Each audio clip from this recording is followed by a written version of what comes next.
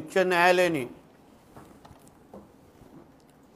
एक महत्त्वाचा निर्णय दिलेला आहे आणि परत एकदा शिक्कामोर्तब केलेला आहे की आमचं हिंदू राष्ट्र हे डॉक्टर बाबासाहेब आंबेडकरांच्या संविधानाच्या अनुसार चाललं आहे आणि कोणीही इथे शरिया कायदा लागू करायचा प्रयत्न करत असेल तर ते खपून घेणार नाही असा महत्त्वाचा निर्णय लाऊडस्पीकरच्या संदर्भात दिलेला आहे। काही महत्त्वाची निदर्शने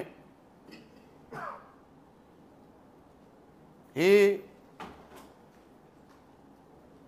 पोलीस खात्याला पण माननीय न्यायालयाने दिलेले आहेत। ॲडव्होकेट कौशिक म्हात्रे यांनी जी याचिका टाकलेली त्याच्या संदर्भात हा अतिशय महत्त्वाचा निर्णय आलेला आहे। हे आमचं हिंदुत्ववादी विचाराचं सरकार आदरणीय देवेंद्र फडणवीस साहेब मुख्यमंत्री यांच्या नेतृत्वात चालणारं आमचं महायुतीचं सरकार माननीय न्यायालयाने दिलेल्या निर्णयाची 100% अंमलबजावणी करेल असा विश्वास मी व्यक्त करतो। कोणीही कायद्यापेक्षा मोठं नाही, कोणीही इथे दादागिरी आणि इस्लाम राष्ट्र बनवण्याचे कोणाचेही मनसुबे असतील तर ते आमचं हिंदुत्ववादी विचाराचं सरकार खपून घेणार नाही असा विश्वास मी महाराष्ट्राच्या जनतेला देतो। जे हे 5 वेळा बोंगे वाजवत बसतात त्यांनी त्यांचे बोंगे वाजवण्याचे कार्यक्रम स्वतःनीच बंद करावेत। आम्हाला राज्यात संघर्ष नको आहे, आम्हाला इथे कायदा आणि सुव्यवस्था हवी आहे आणि म्हणून संविधानाच्या अनुसार चालणारा आपला राज्य आणि देश जसा हिंदू समाज न्यायालयाच्या आणि संविधानाच्या प्रत्येक निर्णयाचं पालन करतो,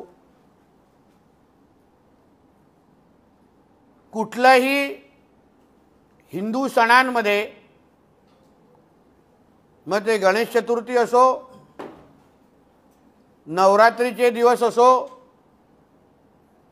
कुठलाही पालखीचा कार्यक्रम असो, कधीच लावून दिलेल्या नियमाच्या बाहेर कधीच कुठले कार्यक्रम चालू ठेवत नाहीत। स्वतःहूनच लाऊडस्पीकर बंद करतात। कधीही कुठल्या महाआरतीचा त्रास कुठल्या अन्य धर्मियांना झालेला आहे अशी एक घटना राज्यामध्ये कोणी पण दाखवावी आणि म्हणून जसं नियमाचे सगळं पालन सगळ्या कायद्याचं पालन जसं हिंदू समाज करतो तसंच अन्य धर्माच्या लोकांकडून आम्हाला अपेक्षा आहे। परत सांगतो, कोणीही कायद्याच्या पेक्षा मोठं नाही आणि म्हणून आमच्या पोलीस खात्याच्या माध्यमातून आता कोणीही अशा पद्धतीच्या कायद्याचं उल्लंघन जे काही काल माननीय न्यायालयाने सांगितलेलं आहे त्या चौकटीत राहून प्रत्येकाने आपले कार्यक्रम करावेत। त्याचं उल्लंघन कोणीही करत असताना दिसलं, उगाच 5 वाजता कुठलेही बोंगे वाजताना, सकाळी 5 वाजता उगाच कुठलेही बोंगे वाजताना कोणाला दिसले तर कडकची कडक कारवाई निश्चित पद्धतीने होणार। लागलं ती सगळी पाठपुरावा मी स्वतः करणार, पण आता कोणालाही कायदा तोडायला देणार नाही एवढी स्पष्ट भूमिका ही ह्या निमित्ताने महाराष्ट्र सरकारची असेल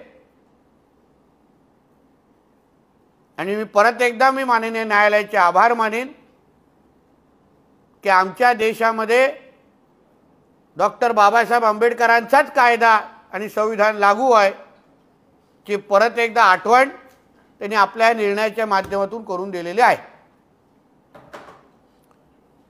आत्ताच झालेल्या बैठकीमध्ये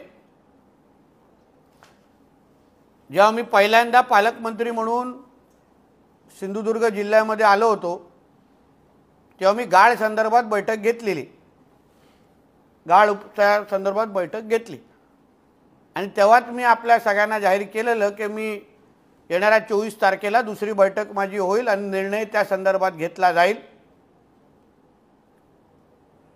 आणि कुठून हे मोहीम आम्ही गाळ काढण्याची जी जिल्ह्यामध्ये आम्ही मोहीम सुरू करणार आहोत त्या संबंधित आम्ही प्राधान्यक्रम ठरवलेले आहेत। साधारण आम्ही क्रायटेरिया असा धरलाय किंवा बेस असा धरलाय की गेल्या 2-3 वर्षामध्ये मोठा पाऊस पडल्यानंतर पूर परिस्थिती निर्माण झाल्यानंतर कुठे कुठे ही पूर परिस्थिती निर्माण झाली होती, कुठल्या कुठल्या भागामध्ये झाली होती त्याची एकंदरीत माहिती मी संबंधित डिपार्टमेंटला घ्यायला लावली आणि मग त्याच भागांमध्ये पहिलं आपलं हे काम सुरू करायचं गाळ उपसण्याचं, जेणेकरून त्याचा इफेक्ट त्याचे परिणाम आपल्याला येणाऱ्या पावसाळ्यामध्ये आपल्याला मिळतील आणि नागरिकांना त्याचा फायदा होईल। जसं हा कार्यक्रम जाहीर केल्यानंतर असंख्य लोकांचे जिल्हाभरचे निवेदनं माझ्यापर्यंत आलेले आहेत। मी आपल्या माध्यमातून आश्वस्त करेन की प्रत्येकाला न्याय देण्याचं काम आमचं सरकार आणि प्रशासन आणि पालकमंत्री म्हणून मी निश्चित पद्धतीने करणार आहे।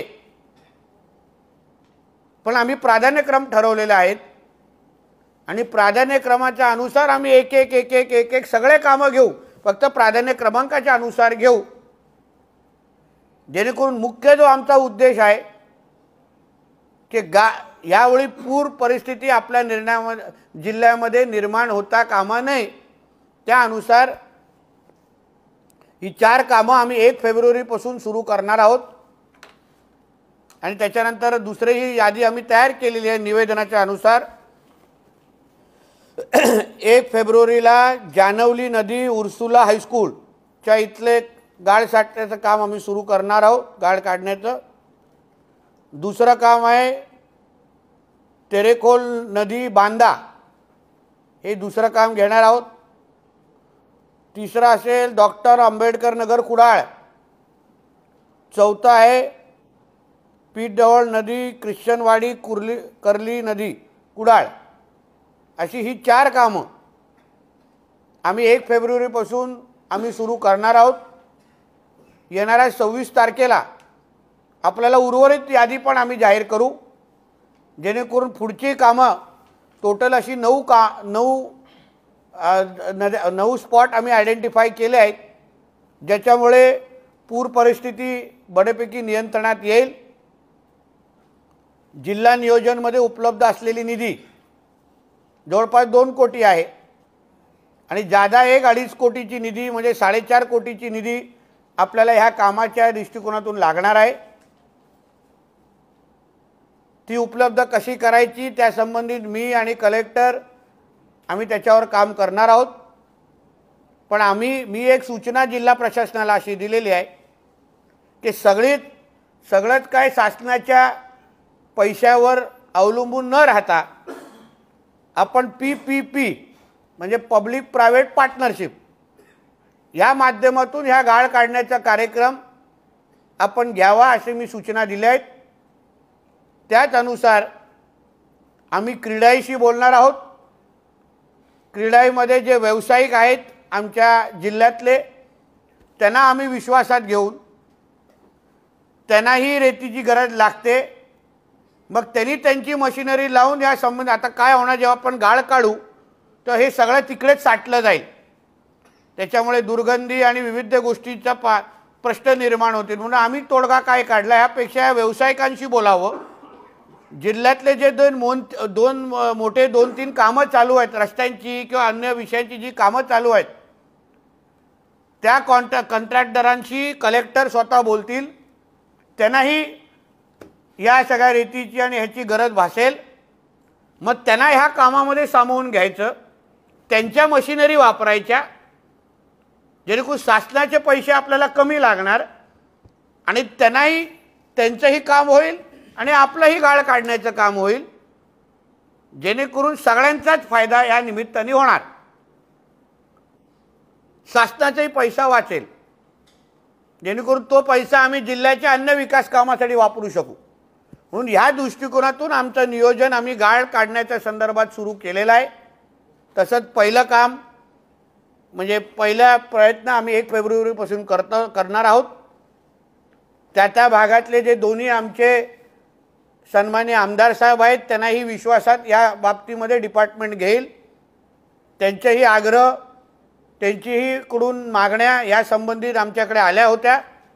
म्हणजे सन्मान्य निलेश राणे साहेब आणि सन्मान्य दीपक केसरकर साहेब आणि आमचे खासदार सन्मान्य राणे साहेब या सगळ्या लोकप्रतिनिधींना विश्वासात घेऊन आणि महायुतीचे जेवढे आमचे पदाधिकारी आहेत त्या सगळ्या जणांना विश्वासात घेऊन हे कामाची सुरुवात 1 फेब्रुवारीला आम्ही सिंधुदुर्ग प्रशासन म्हणून आणि पालकमंत्री म्हणून आम्ही या कामाची सुरुवात 1 फेब्रुवारीपासून करतो आहोत.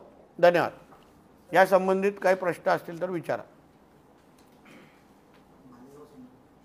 काय मालेगावमध्ये रोहिंग्या आणि बांगलादेशींना जे जन्म प्रमाणपत्र दाखले गेले त्यानंतर राज्यातली पहिली कारवाई झाली आहे. तत्कालीन तहसीलदार देवळे नायब तहसीलदार निलंबित झाले. यासाठी मी आदरणीय मुख्यमंत्री देवेंद्र फडणवीस साहेबांचे मनापासून आभार मानेन.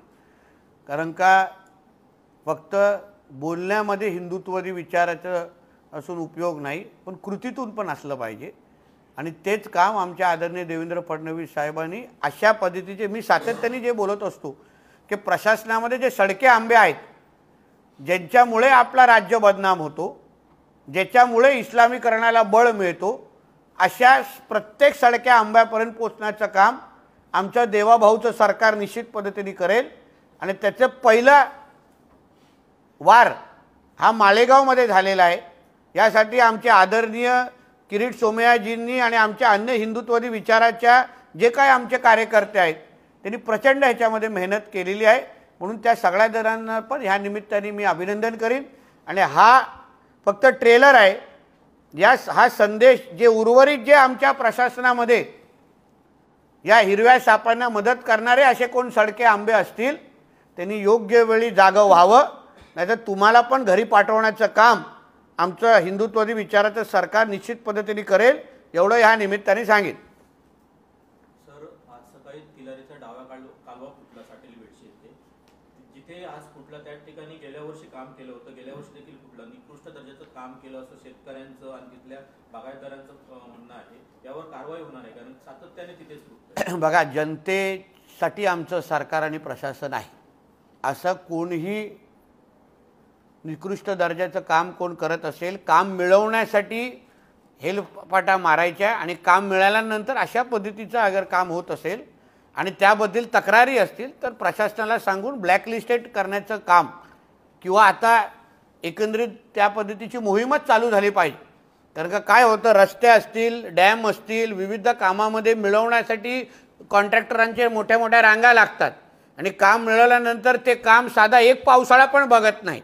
नुसतं ह्या कालव्यासंदर्भात नाही, रस्त्यासंदर्भात पण असे काही कॉन्ट्रॅक्टर आहेत जे इकडे तिकडे आजूबाजूला आमच्या सगळ्या औरज आजूबाजूला फेरफटका मारतात काम मिळवण्यासाठी आणि मिळाल्यानंतर काम एवढ्या खालच्या दर्जाचे करतात की एक पावसाळ्यापर्यंत टिकत नाहीत आणि त्याचा परिणाम राजकीय पक्ष म्हणून आम्हाला भोगायला लागतात. म्हणून असे जे आहेत, आता हे तर एक उदाहरण दिलं, असंख्य उदाहरणं जिथे जिथे ह्या पद्धतीची मस्ती होते त्या प्रत्येकावर कारवाई होणार, कोणालाही सोडणार नाही, एवढं मी तुम्हाला या निमित्ताने सांगेन. जनतेचा पैसा आणि जनतेच्या आयुष्याबरोबर कोणी खेळत असेल तर त्याला अशी शिक्षा दिली जाईल की परत अशा पद्धतीची मस्ती करण्यापेक्षा कोण थरथरेल, एवढी मी जनतेला विश्वास देईन. याच कालव्याचा परिणाम गोव्यात देखील होतो. गोव्याच्या मुख्यमंत्र्यांनी तिथे आता पुन्हा तोच प्रसंग झाला, त्यामुळे गोव्याच्या सीएमने तिथे पाहणी केली. हो, करून चांगली गोष्ट आहे. त्या संबंधित आमचंही लक्ष आहे. मीही पण तिथे स्वतः पालकमंत्री जाईन. दीपक केसरकर साहेब पण स्थानिक आमदार म्हणून तिथे जातील. शेवटी तो जो प्रकल्प आहे तो महाराष्ट्र, सिंधुदुर्ग आणि गोव्याचा दृष्टिकोन महत्त्वाचा आहे. आणि तिथे अशा पद्धतीचे अगर कोणी निकृष्ट दर्जाचं काम करत हिंमत करत असेल ना, तर हिंमत आणि कंबरडं कसं तोडायचं हे आता येण्या कृतीतून आम्ही तुम्हाला दाखवू. जोरात बोल ना.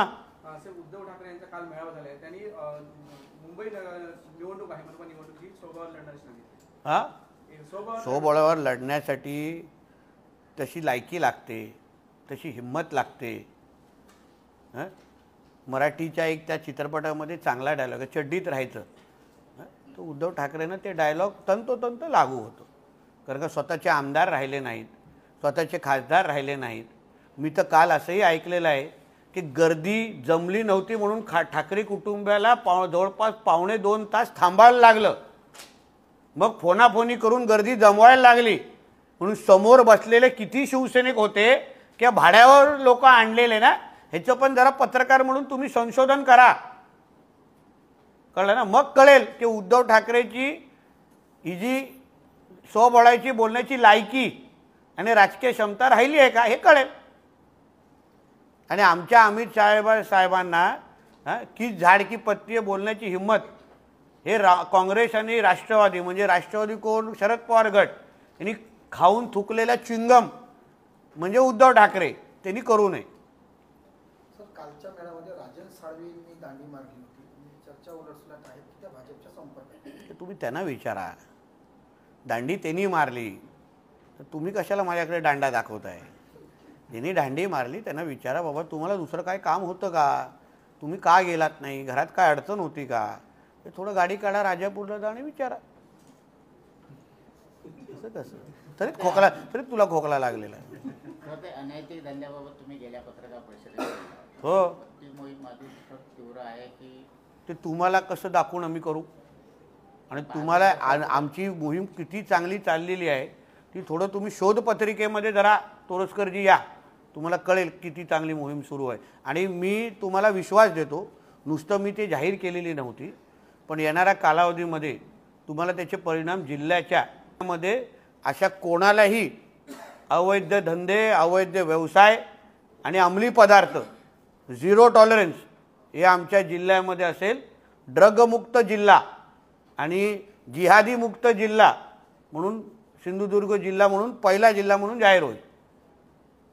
आणि एक निर्णय मी असाही घेतलेला आहे की सगळ्याच बाबतीमध्ये जनतेला, म्हणजे पालकमंत्रीला भेटायचं आहे म्हणून ओरसला या, कलेक्टरला भेटायचं ओरसला या, असं न करता मी प्रशासनाला घेऊन प्रत्येक तालुक्यामध्ये मी त्या तारखेला बसण्याचा निर्णय घेतलेला आहे. त्या तारखा मी येणाऱ्या कालावधीमध्ये मी तुम्हाला जाहीर करीन. कधी 2 दिवसासाठी मी दोडामार्गमध्ये आम्ही सगळे उपलब्ध असू, काही तारखा सावंतवाडीमध्ये असू, कधी वेंगुर्ल्यामध्ये असू, कधी कुडाळमध्ये असू, कधी कणकवलीत असू, किंवा त्या 8 तालुक्यामध्ये मी आणि प्रशासन त्या जनतेसाठी आम्ही तिथे उपलब्ध राहण्याचा निर्णय आम्ही लोकांनी घेतलेला आहे. त्या पद्धतीच्या तारखा प्रशासनाशी चर्चा केल्यानंतर आम्ही करू. कारण का काय होतं, कधी दोडामार्गच्या सामान्य माणसाला जेव्हा उरसला यायला लागतं तेव्हा तेवढं त्याला गाडी खर्च लागतो, तेवढं खर्च करून लागतं. याच्यापेक्षा आम्ही त्यांचे सेवक आहोत, आम्ही त्यांच्यापर्यंत गेलो पाहिजे. सगळ्याच बाबतीमध्ये ओरस कशाला यायला पाहिजे म्हणून हेही निर्णय मी माझ्या घेतलेला आहे. त्या संबंधित तारखा लवकरच जाहीर होतील.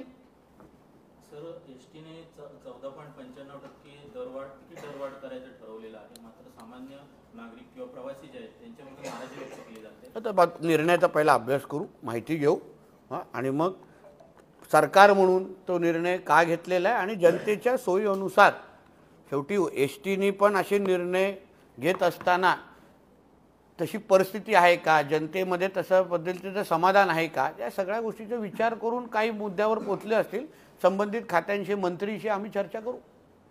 साहेब, गाळ काढण्याची जी कामं घेतली आहेत त्याच्यात तलावातली गाळ काढण्याचं काम घेणार घेऊ ना. आता तशी मागणी असेल ना, काय झालं? मला तुम्हाला विनंती काय करतो, तुम्ही तशा मागण्या आमच्यापर्यंत पोचवा. आपल्या सिंधुदुर्ग नगरीला जे पाणी पुरवठा होतो दाबाच्या वाडी तलाव, तर महाराष्ट्र प्राधिकरणाने एक पत्र दिले जिल्हाधिकाऱ्यांना की तिथे गाळयुक्त पाणी झालंय आणि तिथे गणेश विसर्जन करायला मनाई करा म्हणून असं पत्र दिलंय.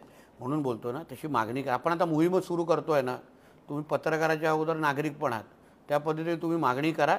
या मोहिमेअंतर्गत तेही तलाव पण घेऊ, जेवढं जास्त. बघा, शेवटी आपल्याला सगळंच गाळमुक्त जिल्हा हां आणि गाळमुक्त आपले नद्या आणि तलाव अशा पद्धतीची मोहीम अगर आपण हातात घेतली असेल, हां, पाटीलजी आमची तशी यादी तयार करतायत त्या पद्धतीने, है ना, तर त्या पद्धतीने सगळेच करतोच आहे, तर सगळं साफ करू. नद्याचं बोलतो.